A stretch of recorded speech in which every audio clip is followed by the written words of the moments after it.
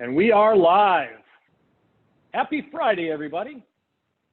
Welcome to the Hour of Power. We're going to give it a few more seconds. Geoff, we've got some music to play while we're waiting for a few of our participants. You bet we do. It's our Friday theme here. Our Friday theme.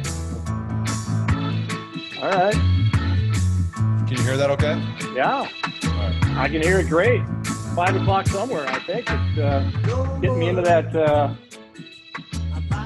mood to go downstairs. Yeah. This is what I'm telling loan officers right now. Don't worry, man. Everything's going to be all right. It'll be all right. Love it. Love it. All right. Let's get started. Again, happy Friday and welcome to the AmeriTrust Hour of Power. We are using Zoom, and in the event we get Zoom bombed, Kate will be kind enough to shut this baby down for us, and we will get started back up at another time.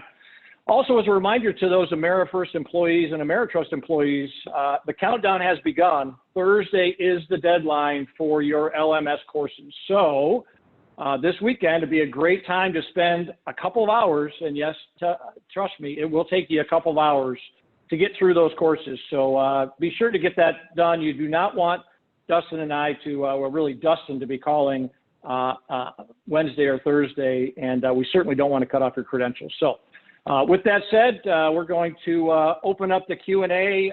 We want some interactive responses from everybody today. We've got some books to give away, real exciting stuff. And so we are thrilled to have Geoff Zimpfer with us today. Geoff started originating back in 2003 in Orange County, California, built his business up to 150 units a year with 70% of that being purchase business. However, that was not Geoff's passion. So he pivoted to more of a teaching career and wanted to help LOs succeed in this crazy industry we've all chosen. Geoff has a podcast that over 12,000 loan officers download monthly and has set up many classes that other LOs are teaching. He even works with a couple of our LOs, and you're going to hear about that at AmeriFirst here already. We always say you're going to pick up at least one thing during each hour of power, but I'm fairly certain you're going to have a whole bunch of notes at the end of this 60 minutes. We want an interactive show today, as I mentioned, so please use the Q&A section below and engage with answers to some of Geoff's questions or ask him anything that may come to your mind. We'll have some autographed books for those who engage in the show today. Also, you may have noticed an email from Peggy a few minutes ago. We have a tremendous announcement at the end of the show today that you don't want to miss, so be sure to stick all the way to the end. So with that said, let's get started with today's show. So, Geoff, Disrupt or Die. Tell us about the title of the book and what's going on with Disrupt or Die. What does that mean? Yeah, exactly. Welcome. Yes. Hopefully my audio is coming through okay. You can hear me loud and clear?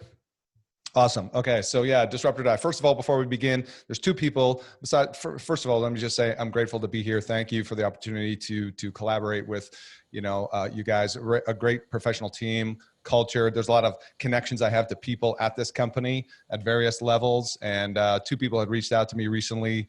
Tony Fitzgerald, what's up? And Lance Powell, if you're there listening, hey man, I owe you a phone call, Lance. So my apologies. I've been busy preparing for this. All right. So the book, Disrupt or Die. Why the book? Why the title, right? Title kind of grabs you. So here's the bottom line. As you said, I've been in this industry since 2003. Like many of us know, is once we get in, it's hard to get out, right? So it's a real passion play for me, and I have a love for this industry. I fell in love with this industry. I fell in love with the people in the industry, and so I've always just wanted to find a way that I can give back. And so I think one of my superpower, if you will, one of them is to be able to find ideas, right, truth in mortgage marketing about what's really working and present those to mortgage professionals and real estate agents across the country in a way that they can easily digest, adapt, and integrate into their own business. So that's kind of like what I'm all about. My passion and the premise of the book was, with this quote, digital disruption that we've heard about for a long time, I found as I went across the country and was teaching classes and so forth, live and virtually, that there were people in a few different camps. Some people were kind of like, yeah, I get it. I'm embracing digital. Other people were kind of like on the fence. I don't know. I don't really believe it. I don't know what to do. How do I evolve? And then some people were just like, frozen in fear and panic. And so I wanted to present to them case study stories, examples of originators and agents across the country who are succeeding, who have adapted and learned new skills and are thriving because of it in ways that they never thought possible. So that's why the book. Geoff, it's so great to see you, and it's really awesome to have you on. This is a fun fact that I don't think you know, but we go way back. And you're like, we do? I did not. Tell me. Tell me how we know each other. So I've been with AmeriFirst almost 3 years, and when I started, it came from another industry. And so I joined marketing AmeriFirst, and I'm like, oh crap, I know nothing about the mortgage industry. And so I stumbled on your podcast several years ago, and I had a 1-hour commute to and from work every day. So we spent a lot of time together in the car, my friend. And so I learned so much from you, became a junkie. I was quite a podcast junkie, but I really zeroed on yours because the content was absolutely relevant. Mortgage marketing, radio podcast really helped me quite a bit. And so I learned a lot from you and your guests, everyone that you've interviewed along the way. So it's full circle having you on today, and it's awesome to have you. It is. Thank you. Thank you so much. I appreciate that. It really warms my heart to hear that, because when you do something out of just a passion and a love and want to serve, and you hear that back, that's really what it's all about, right? So I'm really thrilled that that's made a difference. All right, Geoff, thank you for joining. Appreciate it. By the way, that is your you got a sticker podcast right there. Hey, by the way, just I've read your. Thank you for sending me one, and it was a great read. As a guy that's got frosted hair here a little bit, has been doing things face to face for a long time, I've really got a lot out of it. And one of the things that was really key that I thought that I heard out of their book was, we got to learn how to use digital tools, but people also want knowledgeable advisors. And question is, over time, how do you actually brand yourself, and how do you actually create that brand of knowledge? So I can't wait to hear your presentation here, but also everybody's, put any questions you have as Geoff goes through a Q&A. This is interactive, and we will go for about 35, 45 minutes and open it up, and we're looking forward to it, my friend. Absolutely. Thank you so much. All right. Are we ready to rock? Should I share my screen? I'm going to take that. Let's do it. All right, here we go. Give me a second to transition, share my screen. By the way, people, you should know that I am a big believer in participation. So first of all, I want you to type in your chat. What's the biggest challenge, if there is one, related to a digital shift right now? So let's just take a moment to do that. And just so you know, I do have music. Yes, indeed. Love it. Love it. By the way, it looks like we have Q&A. Here we go. Old age. Old age. Love it. Love it. Love it. Hey, I'm 55. So, the average age of originator is right about there. Average age of an agent is about 55, 57 as well. But look, here's the first thing I'll say to that is anything worth doing is worth doing poorly, especially in the beginning. So what do I mean? I mean, like, think back, if you can remember back when you all first learned how to drive. I just went through 2 teenagers, getting their licenses, and nobody starts out good at driving, right? But you learned how to do it, didn't you? You've adapted, you learned, you the moving parts and the bells and the whistles. And if you learned how to drive on a stick shift like I did, right? Props to you, you're in a special club. But the point is, now that you know how to do that as second nature, what do you do now while you're driving? Well, you're texting, you're putting on makeup, you're shaving, unless that's just me, right? So anyway, the point is this: it's okay to start out not being good at something. You will get better. So I just wanted to take that and answer that question first off. And I'm seeing we have a lot of questions. Go ahead. Yeah, that old age came from John Insco, who says he's 74. Wow, just really? got a couple years on us. Go. Linda McGinnity. Yeah, Linda McGinnity says, video, I hate to see myself on it. Okay, I get it. It's the 2 most common reasons why people don't do video is I don't like how I look and I don't know what to say. Let me give you the first one regarding I don't know how I look. Brace yourself. That's how you look. Okay, where's the audience laughter? So seriously, we are more critical of ourselves than anybody else, right? And here's the thing. Your clients know how you look. By the way, do you think they're not looking you up online already? They are. right? It's the question is, what do you find? Now, I'm not going to pretend that it's not a comfort level we don't need to get through and get over. We do, but I just think that and this isn't a class on video marketing or anything like that, right? We can do one on another round if you want to. But the point is that we're the ones who are more critical of ourselves than anybody else. We're the ones that usually have the most roadblocks and mental issues than anybody else. I get it. I've been there. I understand, right? I wasn't always this comfortable on video. How did I get there? By failing forward, by learning, by adapting, by screwing up, and being willing to dust myself off and keep moving forward. That's it. Okay, so let's hold the questions for now because I have a lot of content to get into. You guys already heard about me. By the way, if you haven't subscribed to the podcast now, I'd love it if you did. We just passed a new milestone, over 350,000 downloads. I've been doing this for 5 years now. You already heard about me. I'm a big purchase business agent-centric guy. I'm going to talk about that as well because there's this debate about consumer direct versus agents, and I know there's a lot of noise and emotions around real estate agents. We're going to talk about that. I do have the brand new book, and by the way, for you participating, if you hear today, if you hear your name called and this sound, congratulations, you are the winner. I feel good. Yeah, so if you hear that, you're a lucky book winner. How do you win? You participate, you ask questions, right? You get engaged, you stay engaged, you minimize your email, you shut your other programs down, and you focus on our content here today. That's it. And we're going to be keeping track of names, and that's how you're going to win a book. All right, so let me make sure I'm in full screen here. So this is showing up. All right. If it's not showing up well on the screen, let me know. By the way, if you don't win a book today, you can still get a free book, right? Just pay for shipping. You just go to getdisruptordie.com. That's where you can get the free books. Okay. We have a lot of content to cover. This is what I'm really challenged with is I take 3 days of content and do it in 45 minutes.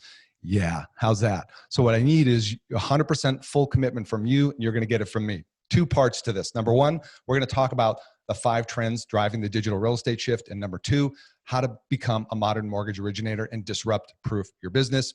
And as I said already, free book offer. Hey, the cat's already out of the bag. You already know how to get that, but we'll give you that website one more time before we close out. Okay, so this is for you if you want to remain relevant, expand your influence, and grow your business. And if you're willing to put in the work. Just like the example with the video. I don't like how I look. Just like the example with I've got to learn new tools and technology, this mobile device here, okay? If you're willing to learn new skills and not be romantic about the way things have been in the past and not be what my friend Tom Ferry calls a fading winner. A fading winner is somebody who's been in the business a long time, right? And does great job with customers, but they haven't adapted and pivoted to modern communication tools. And so the challenge is they still feel like they're winning, but they're actually fading away. Because I don't have to tell you guys, right, that the way customers engage and communicate today, past clients and future clients, isn't the same way they did 5 or 10 or 15 years ago. And if we don't adapt and pivot and become, air quotes, online lenders, what do I mean by that? I mean, use the modern communication tools that are online, mobile and otherwise. If we don't pivot and adapt, they're going to find the place that does. Okay? So let's talk about the 5 trends that are actually driving this. Why are we here? Because listen, I've heard about the digital shift for a long time. A lot of agents, and if there's some agents watching out there, what's up? Love you guys. But here's the thing. We've heard the talk about the digital shift for a long time.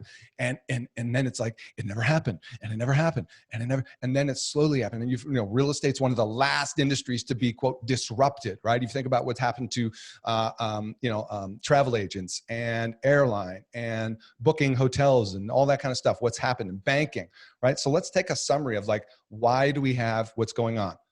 First and foremost, it's the rise of the digital culture. Let's think about this. Look at the evolution of consumer technology, right? From the 60s to today. Now, I know the print is probably small for some of you, but the point is, we've come a long ways, baby, right? Of where we were to where we are now. Who remembers this? By the way, who can easily remember this in your lifetime going to the bank? Remember when Amazon only sold books? Do you remember life before Lyft and Uber? I'm going to guess most of us do. Okay. How about today? What's the world today? Today, we've got voice assistants where we can actually have a voice assistant as we walk into an open house, describe the property to us, the features and benefits, the square footage, the neighborhood, and so forth. And we can have a little screen that actually shows us a video presentation. We can actually stay in a stranger's home somewhere in the world, never having met them face to face. Heck, we can even send money to somebody around the world from our mobile phone. The number two thing, rise of consumer control. Things have changed. Remember in the past, who used to be in control? Well, real estate agents, right? Remember those things called the MLS book that they used to distribute every 2 weeks, and all of a sudden, hey, I got to go to my agent to get the listings, right? So the agent was the main source of everything. Is that the deal now? No. Do I need an agent to find a home? No. Do I need an agent to buy a home? No. Do I need an agent to tour a home? No. The shift has gone to consumer direct, consumer centric, meaning the consumer's in control. And it's not going away, right?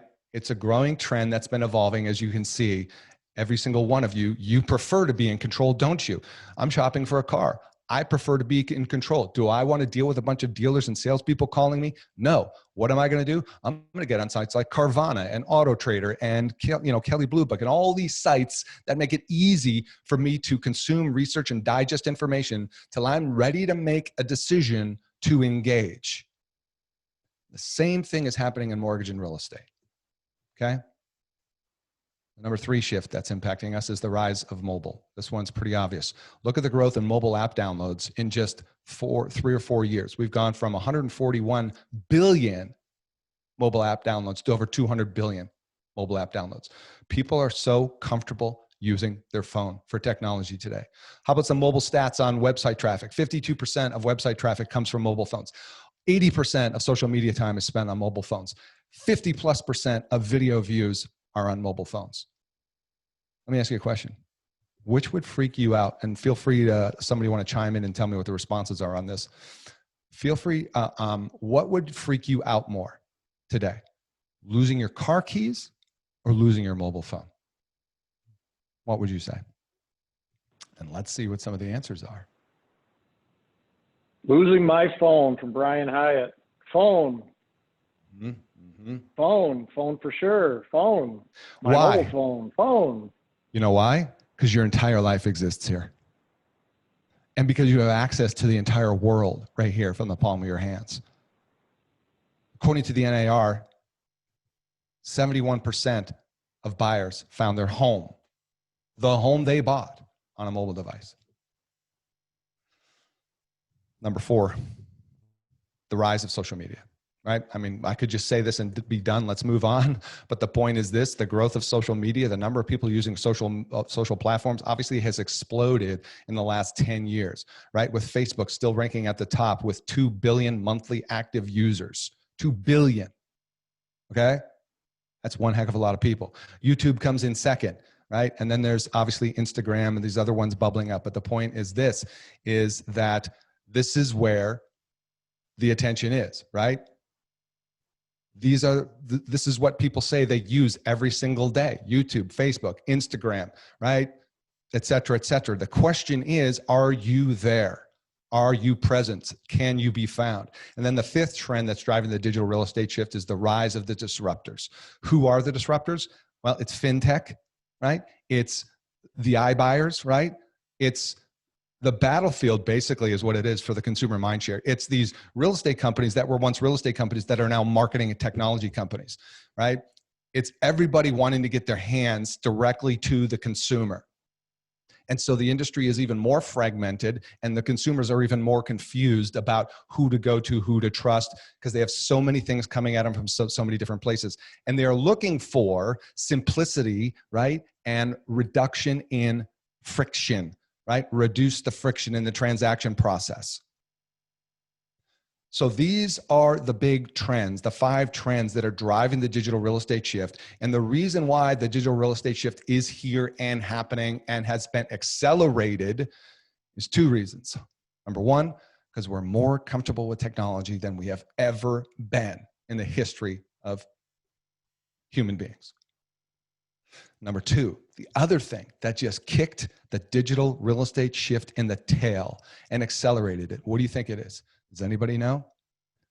It's required us to be locked down and social distance and wear masks. That's right. COVID. COVID-19 accelerated all of that. Accelerate. Like, for instance, I train agents all over the country, and I'm asking all the time, hey, agents, how many of you here are now doing virtual tours? More want to know how to do it. We actually help them do that. We have classes on that, right? Hey, agents, have you sold a home sight unseen? I'm getting more yeses, right? Hey, agents, are you doing buyer consultations over Zoom calls now that you never were before? Yes. How about you as a lender? Has anybody here integrated virtual meetings in Zoom into your referral partner meetings, into your client meetings? I'm going to bet you have.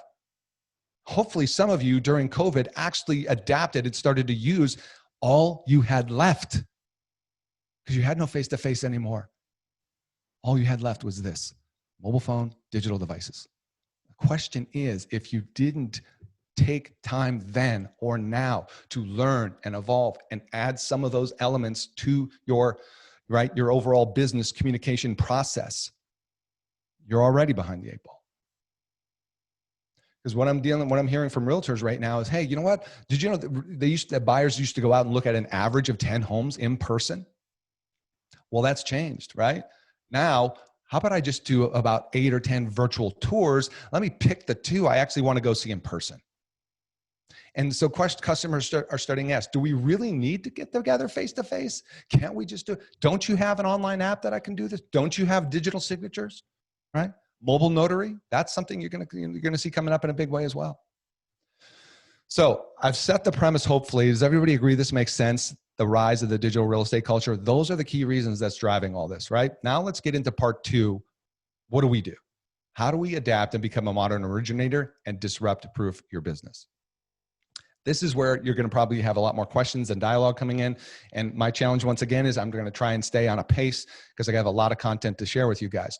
But first and foremost, even though, right, the book is Disrupt or Die, Survive the Digital Shift, right?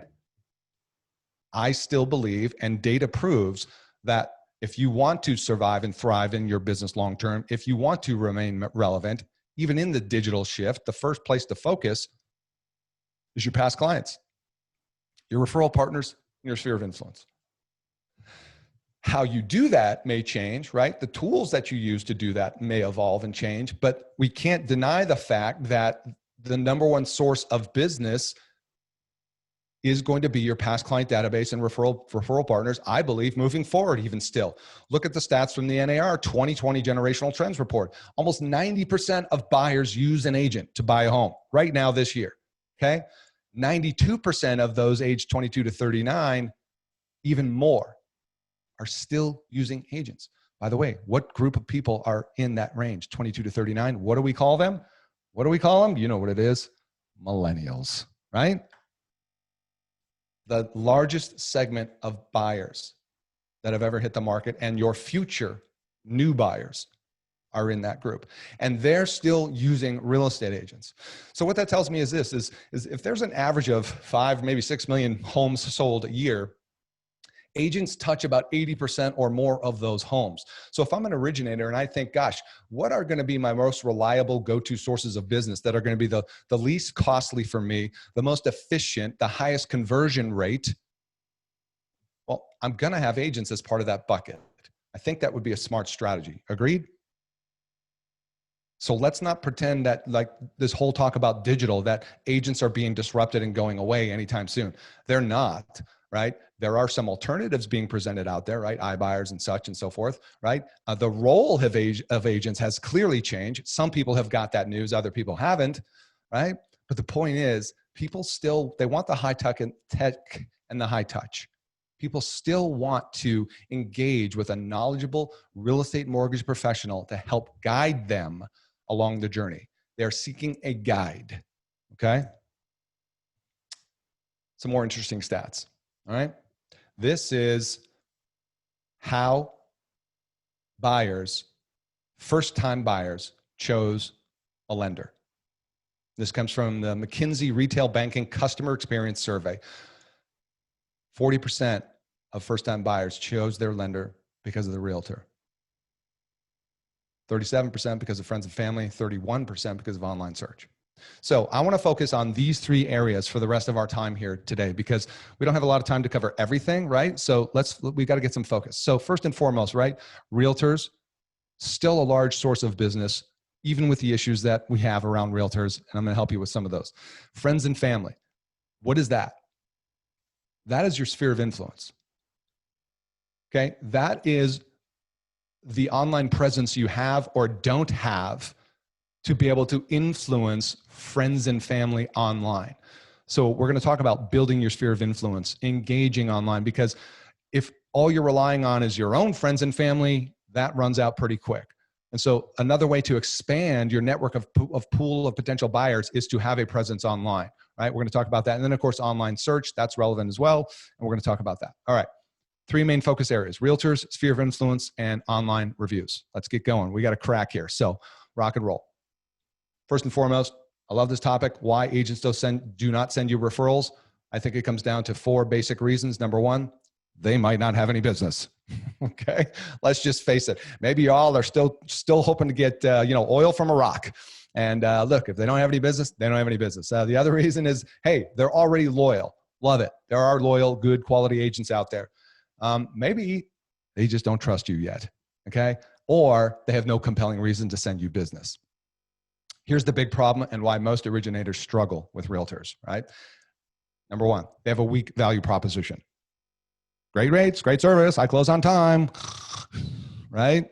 Heard it, same is lame, okay?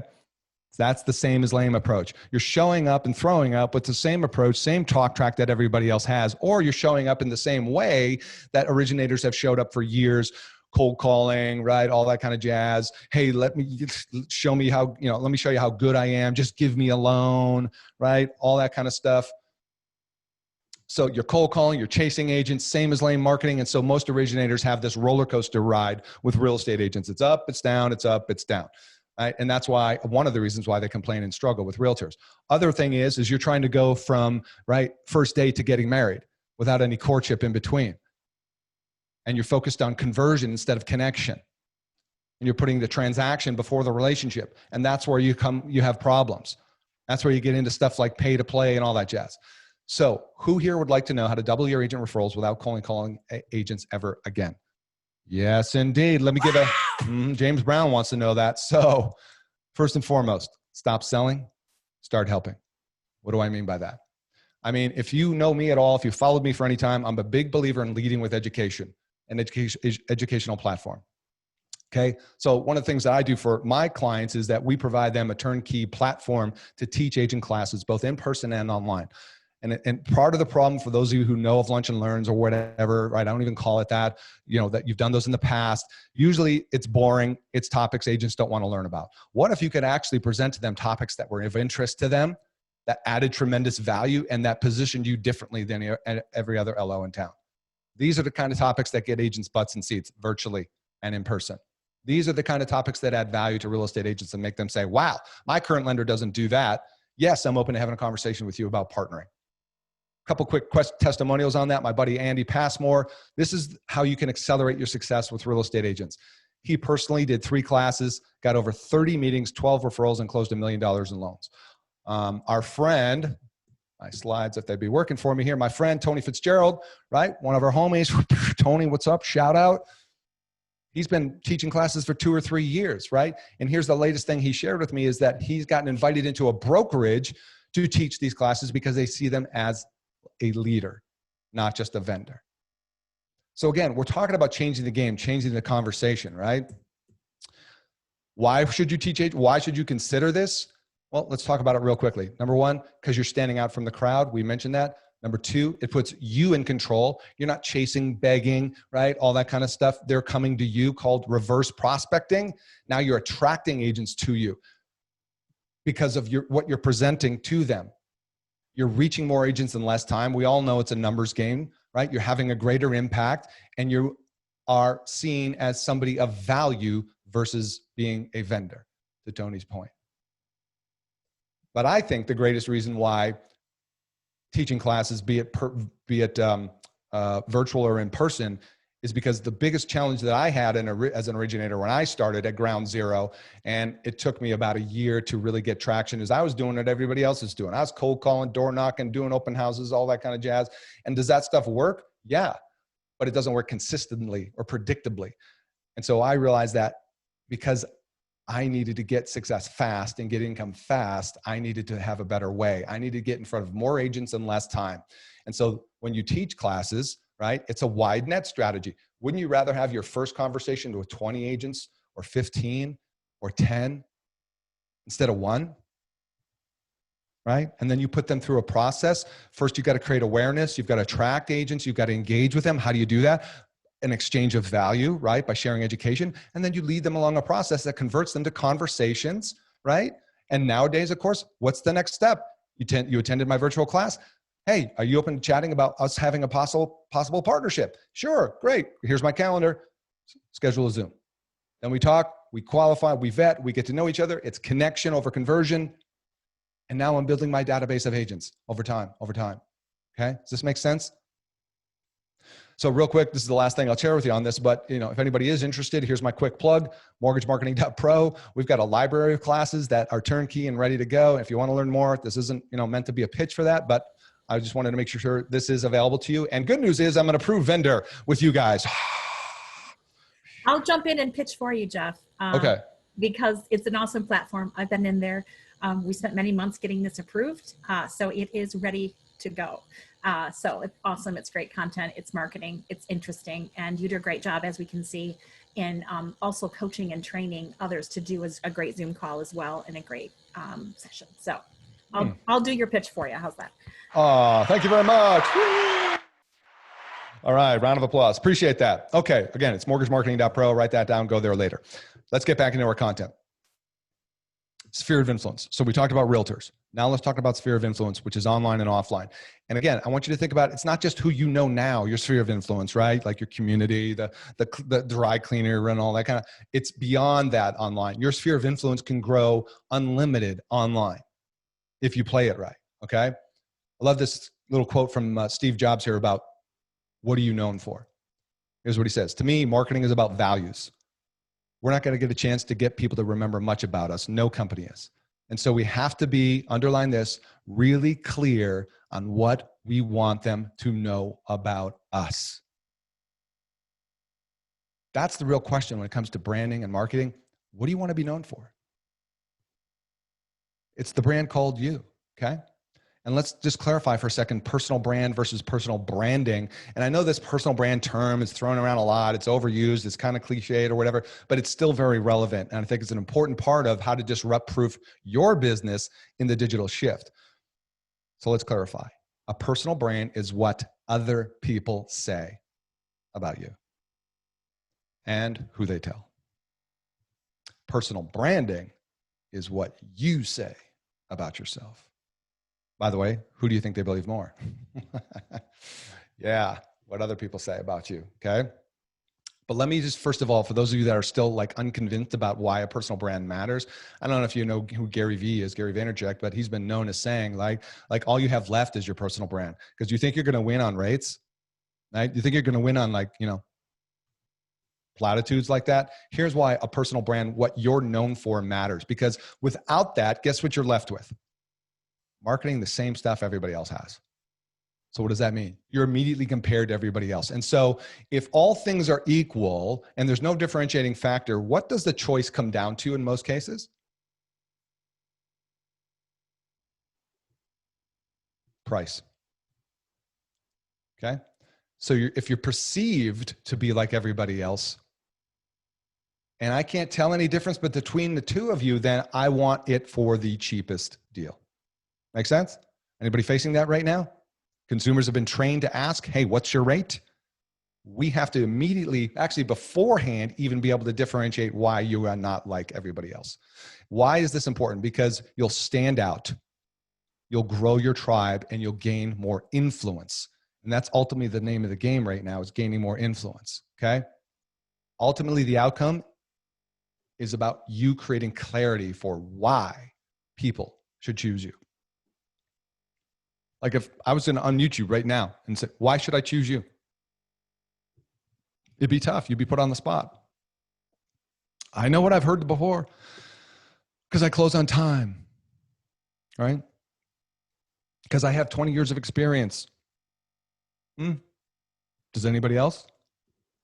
So again, this is not a deep dive on personal branding, right? That's something that I do for my clients and things like that. But the point is this, is you've got to first differentiate. Before you even talk to that person, there's got to be some point of differentiation. And we're going to talk about that, because if you're not branding yourself, someone else is doing it already. You know, when I teach my class to realtors about branding, I ask them, hey, are realtors trusted?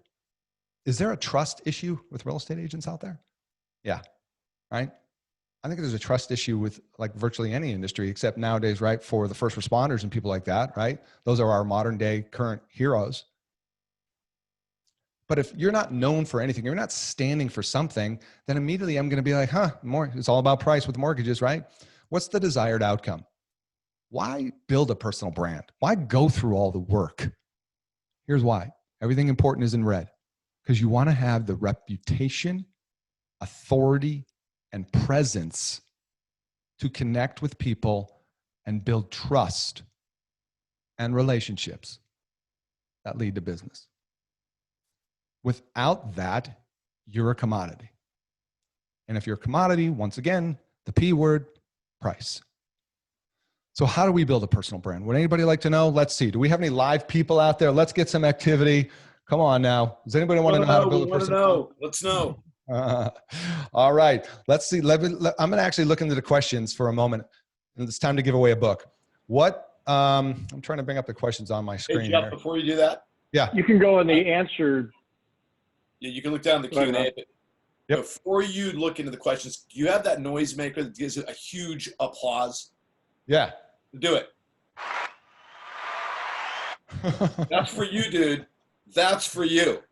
This has been awesome. I mean, I was going to come on and ask a question, but you shut me up. I actually don't, and that's hard to do. Trust me. Ask Doug.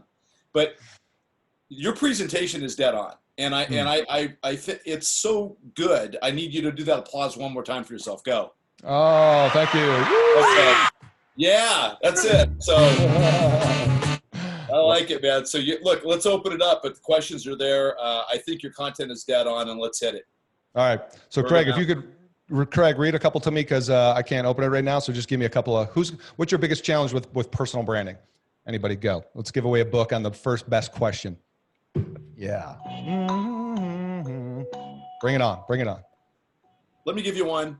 Go ahead. Where to start? Where to start? Start. All right. Who asked that question? Me. I want a book. I got your book though. So, but we can send it to someone. Yeah. Here. Brian Hyatt. Yeah, Brian Hyatt just asked that same question. Where to start? All right. So make sure we get Brian's mailing information. We'll get you a book, Ron. We'll send you another one as well, so you can gift it to somebody for sure. But thank you for the question. Thank you for participating, guys. This is how we learn in this virtual world. And this is part of what we got to do to keep people engaged in this, on digital only space. So where to start? Good question. Perfect transition. It's like we paid him to be here. Okay. How do you become known? How do you build a personal brand? You got to create a way for people to connect with you and engage with you. I ask agents all the time, are you a secret agent? Like, does anybody know you exist?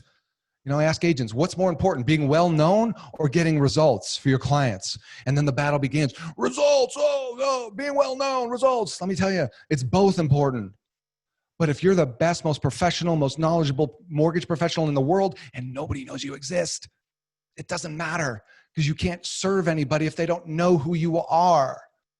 Okay? And where are people today? They're not answering their phones, right? They're not really checking their email. They're online on social media. How do you engage and connect with people? Big red word there. It's called content.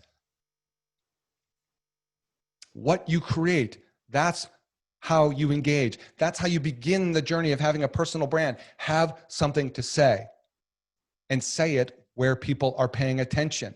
Okay? Here's the questions to ask yourself for those that are curious. Where do I start? First and foremost, where is your audience? Don't get me started on TikTok, okay?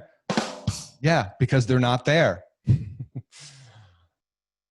Where is your audience? And you may have different audiences based on the type of clients you serve. I mean, I work with some people who are divorce specialists. And so there's different people to find, right?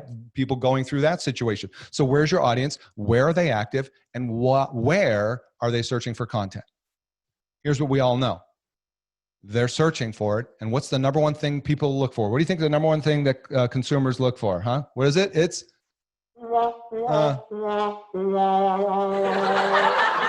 yeah. How many think it's like...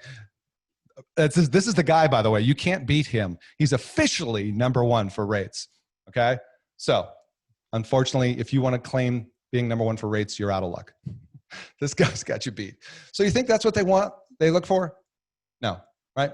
First and foremost, they're looking for trust, right? Can I trust you? Are you somebody who has a reputation, right? Of being known, of getting results? Yes. Right. And somebody who's trustworthy. How do you do that? Here it is. Becoming known and winning the customer early. Here what it is. A strong online presence so clients can find you with relevant content. Here's the key. Linked with an effective engagement and nurturing process and client testimonials. That's your secret magic formula right there. Be online, have relevant content, engage over time, have people saying good things about you, and you will win the attention of people. So a lot of people overcomplicate it, right? Now, there are some mechanics of how do we do that, right? So let's unpack that a little bit. Clearly, we're talking about today's communication tools. I mentioned that earlier. Is it going to require you to adapt and learn? Yes, 100%. You know, we don't get to have incredible businesses and benefits and make an amazing income without some level of adaptation, right? And this is the world we're in right now. Get social. Right? Look at this. 93% of consumers expect you to have a social media presence. I was on a call once where this guy chimes in. He's like, well, I've been in this business 15 years and I'm not on Facebook. Why do I need to be on it? I'm like, fading winner. Maybe you don't. Look, if you've got a budget where you're able to spend money and generate leads, right? And you've got this unlimited budget and you've got this wonderful process and depends on the type of business you have, right?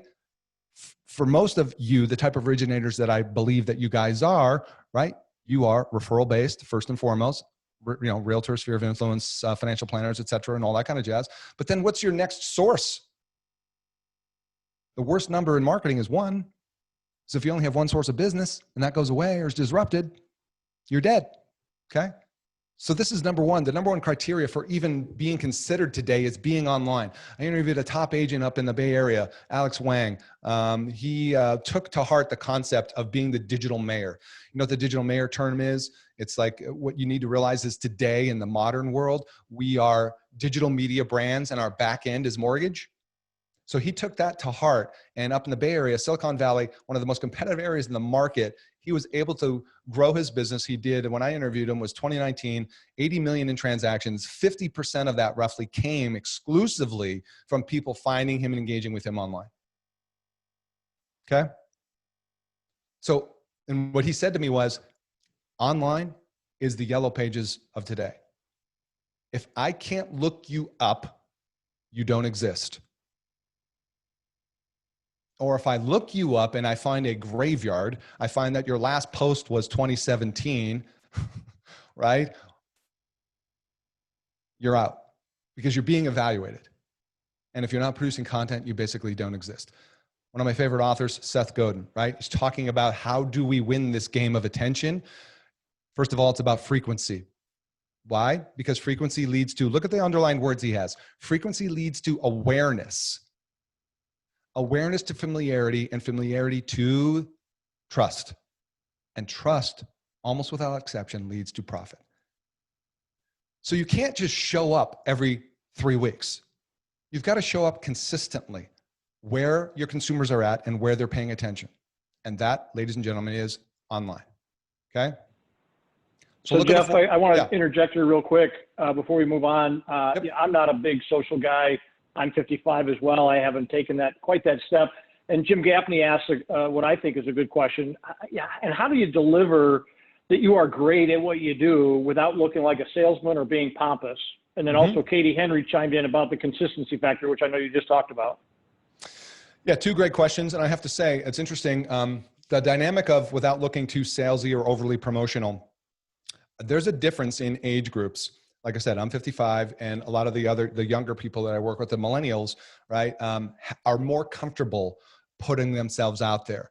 They don't feel it's promotional because for them, it's just a natural extension of communicating in today's modern world. I will say that for us that are probably over 40, that's a little bit tougher to take on because we do feel it's overly promotional. Now, how do you deal with that? How do you shut that down? You don't talk about yourself. You talk about people that you're helping. You talk about stories, success stories. You feature customers. You talk about projects that you're passionate about. We have people that put stuff online that has nothing to do with mortgages, and they're getting a bunch of attention, and they realize, oh my gosh, you're in the mortgage business. Heck, my sister's looking for a refi. Like I have my one friend, Jonathan McKinnis in Michiana, Indiana. He does this thing called Michiana Living TV, where he's become a media brand. And I'm not saying this is right for everybody, but he decided to go around and interview a bunch of local business owners and feature all the great reasons about why, living in Michiana is awesome. So that is an example of being a digital mayor, right? And being a modern media company where he's creating tons of exposure for himself. That's not about him. It's about why it's awesome to live in my community. And you don't need to have a video crew to do that. You don't need to even be in front of the camera. You can just curate content, share local happenings, right? So that's one idea with it. And I would say it's a hurdle to get over. And yes, if it's like, hey, here's why I'm great. Here's why I'm awesome. I do awesome. I got great rates. Like there's a client I just worked with where she was able to swoop in and save a deal in the 11th hour on a VA loan where this poor soul was getting screwed with like, I think two points up front, $20,000 in fees on a VA loan. And these guys had signed and ready to close. She was able to swoop in and save this deal. And this gentleman was away in the Navy on a ship, and his house is closing while he's away. And she steps in and takes charge. Now, is that a story to tell? You're darn right it is.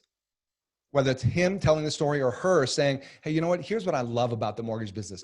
I love working with first-time home buyers, and I love making sure that they're getting a fair deal. And I got to tell you, here's one thing that just happened, right?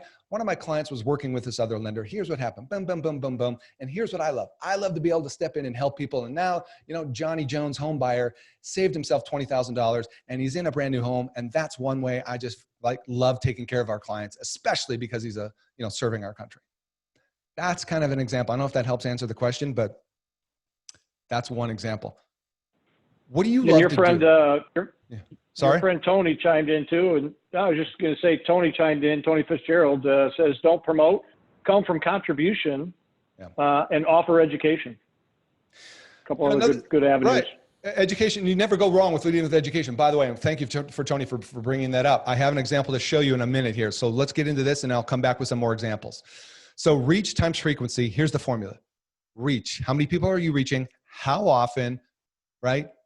Times results that you get for people equals your reputation. So let's hang out here for a second. What I mean is reach. How many people are you reaching? How much? How often? And are you getting results? Because results are important. You can tell stories with results. You can level up your authority with results. People will look to you as somebody who knows how to get the job done with results. All that feeds into your reputation, which we already established creates trust. All right. So here's what I believe. Lack of sales. And by the way, in this market, it's not, I don't think anybody has a lack of sales, right? But in a normal market, lack of sales isn't your problem. Lack of reputation is. Reputation always precedes sales. Why do you think the realtor referrals work so well? Why do you think that's probably, right, depending on your relationship with the realtor and how effective they refer you, that's probably your highest conversion rate, right? Why? Because you've got a built-in reputation from the realtor. And by the way, folks, there's ways to train your realtor to better refer you. Whole nother topic, okay? All right. A couple quick examples. So if there are any realtors watching, so this is for you. This is my friend Jason Ferris up in Fresno, California. Ron, I know you know Fresno. Most people wouldn't, say, hey, man, I love living in Fresno. It's had its challenges. Well, he changed it to FresYes, FresYes.com. Love Fresno. Love Fresno, baby, right? So here's what he did. He decided to change the narrative, and he became a local community advocate and started interviewing people. And this is his Facebook page, which has over 23,000 followers, 26, I'm sorry. And then here's his blog where he's just featuring everything that's happening in Fresno. Okay. Now, for some of you that's like, oh, I don't have time to do this. And oh my God, but you know what? Those are just excuses and noise. Okay. You think he does this himself? No. Can you get a VA, right? Whether it's offshore or stateside, can you get a local college student, intern, somebody who gets this, a young person, right, to help you? So he's got a whole brokerage. His brokerage is called Frez Yes, and he's crushing it up there. Here's my friend Jennifer Beeston. She's built an amazing YouTube channel. This is to the point about like, how do I not make it about me? How do I make it not promotional? Tony said, education. Look at these video topics, right? VA funding landmines, renting versus buying, fact versus fiction with mortgages. Look at the views on her videos. Those are crazy. Okay. By the way, side note, if you're deciding which platform is right for you, like I can help you with that, but I think most originators overlook YouTube. And the truth of the matter is YouTube is probably one of the better ones because A, it's a search engine, right? So people are typing in, looking for search terms. It can be hyper localized. It really helps position you as an expert, right? Educating. So I don't know if that helps answer some of those questions. Oops, let me go back. All right, so we talked about that.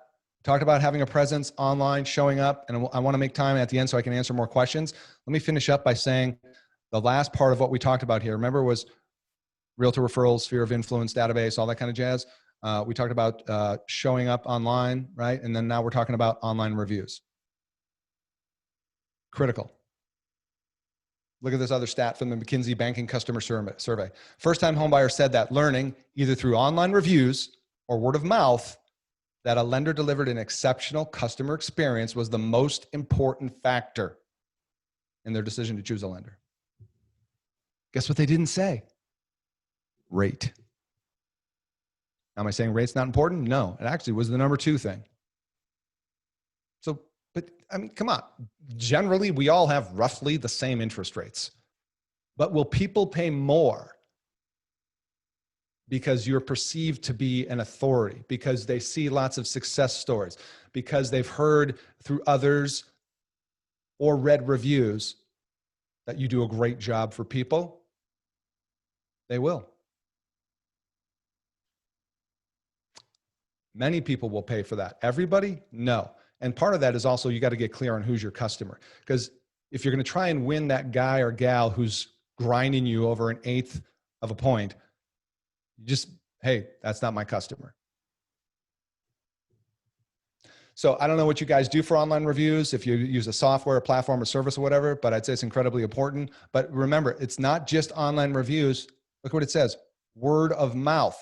So word of mouth can happen locally, right, in your local community, but it can also happen today online. Okay.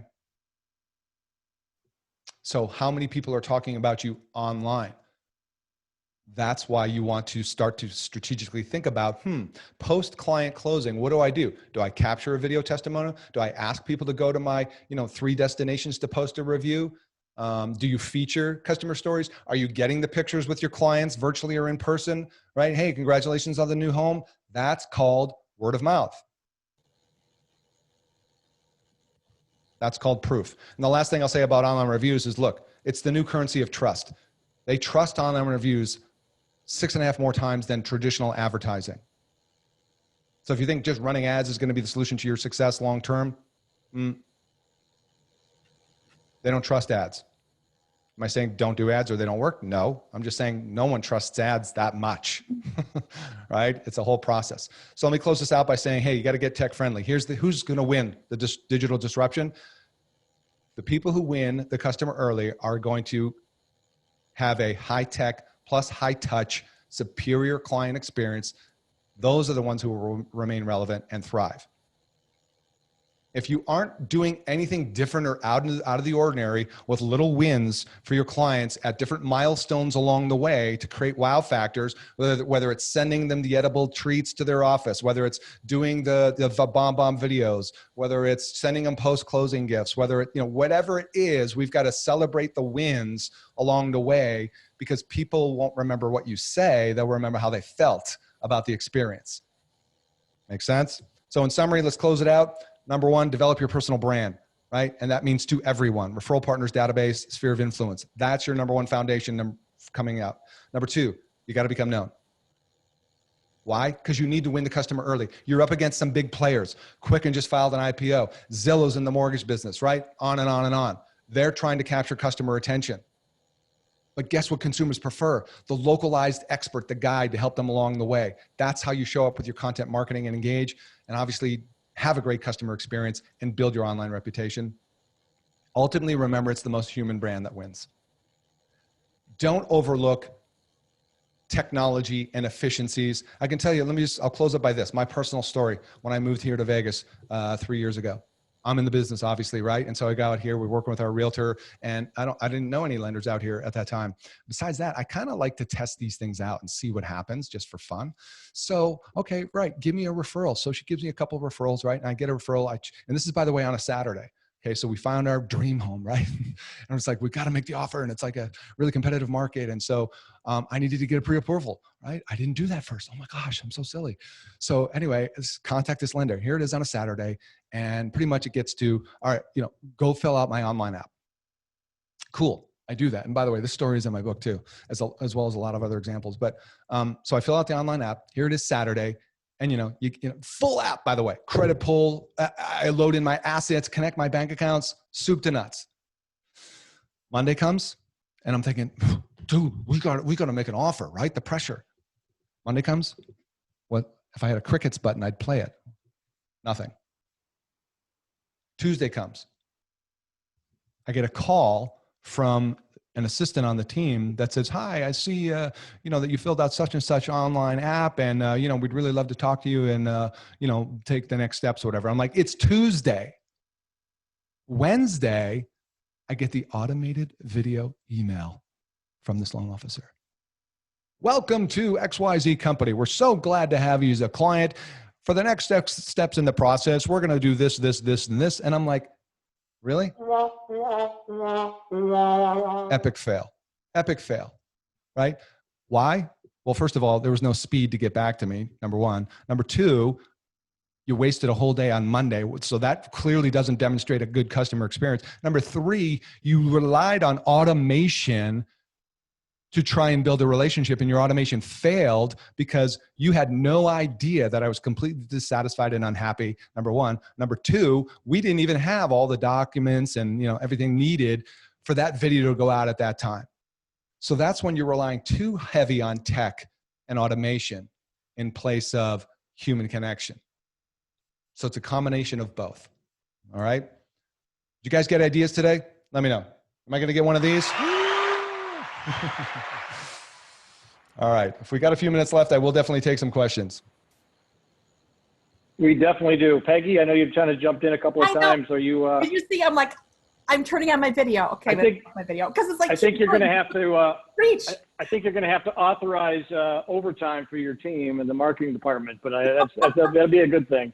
For sure, yes. So it's like awkward video Zoom moments where you're like, I'm on, I'm off. Anyway, because what I wanted to do is hold up this book along with Disrupt or Die, Geoff's The Most Human Brand Wins. And I just have to go back to your number 2 right at the beginning where your 5 disruptors, what's disrupting us today.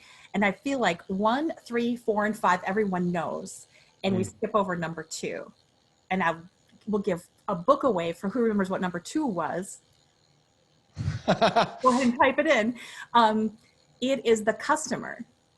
That the customer, it's the mindset. It's like so easy to get distracted by the digital things that the shift that's happened in consumer behavior is equally as mind-blowing because they're in control. That was number 2. If anybody typed it in, they get a book. If not, pay attention and watch this again.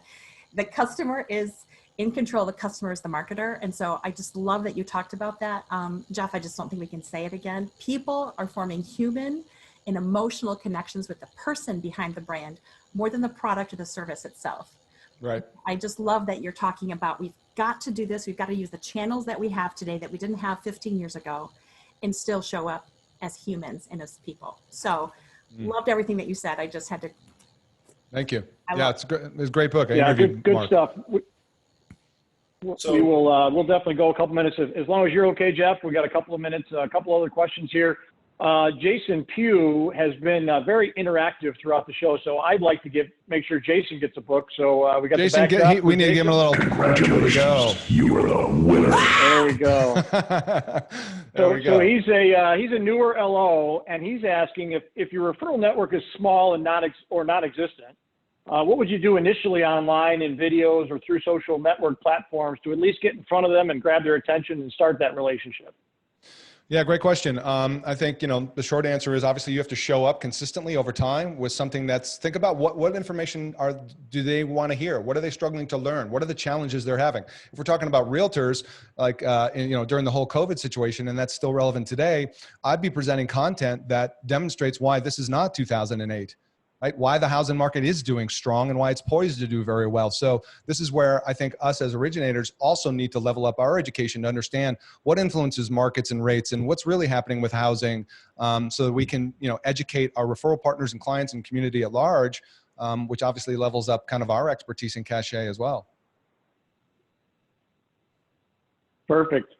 Let's see. We've got, what about people that only like to text? How do we best communicate with them? Well, I mean, depends on who we're talking, right? What's the context of the situation? If we're talking about clients who only want to text, okay, fine. At some point, right, we're going to need to talk to people. But yeah, if somebody's like, you could ask them, hey, what's your preferred method of communication, right? Do you like phone calls, text, etc.? I think here's the thing also that I see with a lot of people is they don't have a very intentional, client experience process. They don't really think about it. They don't architect it, if you will. It just kind of happens, And I think we could do well by asking customers to get feedback, taking these informal surveys. Here's what's going to happen. Here's the process. Here's the milestones, et cetera. Here's how we're going to update you. Are you cool with us using these processes, or would you prefer us to use just texting or something else? How about Lisa Staten's asking, should you keep your business and personal social media separate or combine it all? Yeah, it's a great question. I think the general rule of thumb on business versus personal, it depends on the platform a bit, right? Because on Facebook, you can mix the two. But I think first and foremost, it's like, be a person, 80% on your personal page, 80% personal, 20% business. I know that's like an easy thing to say, right? 80-20, but it's kind of true. If you've got followers on Facebook, they don't want to see, like with realtors, they don't want to see listings all the time on my personal page. You got to be human. I mean, I work with, what do you love? Do you love dogs? I mean, I have agents who kill it with dogs, right? Do you love your local food bank? Do you have a charity you're involved in? I work with Give Back Homes, who's this organization that builds homes for people. Out of every home they sell, a portion of proceeds goes to a build fund to build a fund for a family in a third world country or something. So tie in your personal, what do you love talking about? For me, I love music and stuff like that and all that kind of rock music. In my previous studio, I used to have a bunch of albums up. I'm kind of pissed I took it down because it was like what I had to talk about, right? So maybe you love going out to music and bands. Maybe when, the things come back like wine walks or, tours and things like that. Or again, the easy thing to do is talk about success stories, why you love helping people. And then if you're an originator, yeah, what's going on in the market, man? Why is it a good time to buy right now? Tell me. Just because you said so? I mean, you guys use MBS Highway and stuff like that. So you could use some of Barry's tools to present, obviously, a rent versus own analysis. You know what I haven't seen anybody do? Do a video on a rent versus own. Do a video on a cost of waiting, as a screen share. That would be perfect for YouTube. That'd be perfect for Facebook, Love it. Well, Brian Hyatt wants to know if we can hire you. And I think we're going to see a lot more of you, Geoff. We're going to bring you back for a speaker series in the next month or two. And people have asked if they're going to see a recording of this. And yes, we will absolutely get the recording out, not just the audio as we normally do, because the video obviously here today was so critical. We'll get that uploaded on our YouTube page and make sure you have the link for that. So with that said, Geoff, thank you so much for your time. Really appreciate your being with us today. I know Doug, Ron, we'll want to close out the comments, and then we're going to have an AmeriFirst special announcement by Peggy. And so we'll just go a couple more minutes. Ron, Doug? Just one more thing. You didn't answer Brian Hyatt's question. I want to make sure. Which was it? Hire you directly. Are you for hire? Oh, yes. You bet. As your agent, Geoff, I can answer that for you. The answer is yes. That's right. You'll have to get with my agent on that. He negotiates the terms. And this recording, you can have it yourself for only $129.99 today. That's right. Yes. I get a cut. Right on. You were awesome. Yeah, I so appreciate you. Absolutely. Incredible presentation. I know we've got some pretty advanced people tuning in and listening, so I appreciate the opportunity to share, and I'm looking forward to next step together. You know, one thing I was going to say, because you hit on so many really super powerful key points, is that speed kills the competition, right?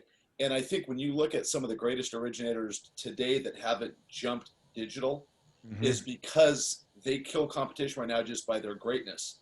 They're like your Vegas problem. 4 days to get a return.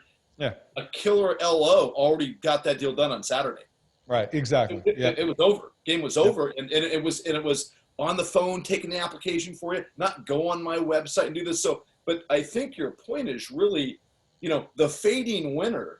The winner that's winning today isn't fading today, but they will fade through time by that digital presence. And so the best argument that I could make for those great producers that we have in this company today that are doing $50-60 million a year, they're doing a lot of business, and they're doing it because they're old school. They kill you with speed, they kill you with competency, but what they will ultimately get deterioration of through time is the digital edge.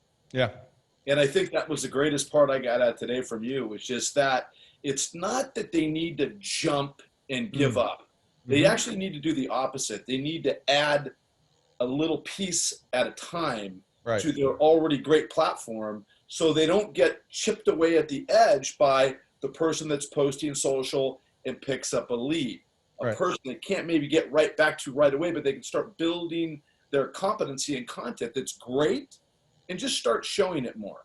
Yeah. And I think because we have a large portion of our company, 20% or more, that's up in that elite status of doing 15, 20 units a month.